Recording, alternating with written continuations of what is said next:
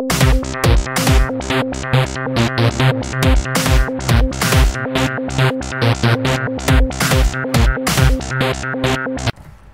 геймери от YouTube, аз съм Жокера БГ и сега ще ви покажа как да си направите такъв звънец. Звънец, не такъв. Просто ще ви трябва лопата, бутон, където се сложих, redstone repeater, load swap, loading planks, каквито искате слабове и loading planks и такова. Купалите някаква дука, вие си правите каквито си искате ноутблокове, колкото си искате тона да ви е звънец. Аз искам да ми е 4. И сега 4 е най-добър според мен. Така, така.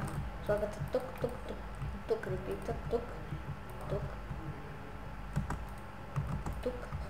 И тук правите също като това. Това не е задължително, разбира се.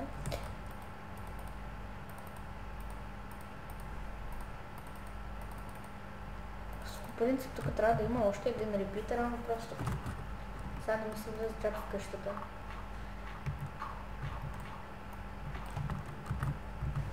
Няма значение колко какъв е репитър, нали колко репитър, стига да са всичко до тиковете. И прекарвате някакъв си редстоун, какъвто си искате до звънеца ви. Примерно, ето ми е моята къща, е там вътре, където виждате вратата до бутона. Примерно, там искате да прекарате редстоуна отвътре към нея. Фак, няма кирка.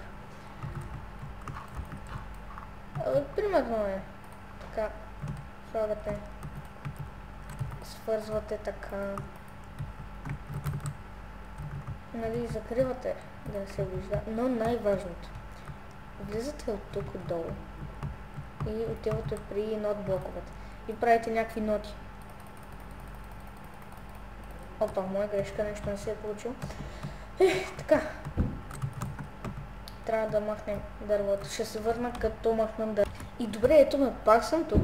Махнах дървото, само че този път не съм на креатив, извиняйте. Просто така пуснах креатив да го махна. И правите тук каквито си искате ноти.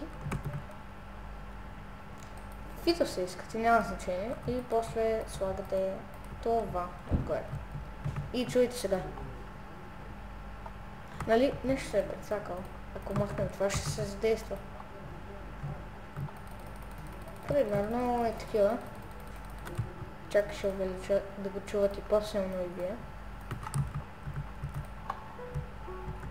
Ето, чувате звънеца. И така, това беше от мен, аз съм Жокера БГ, вие бяхте моите фенове и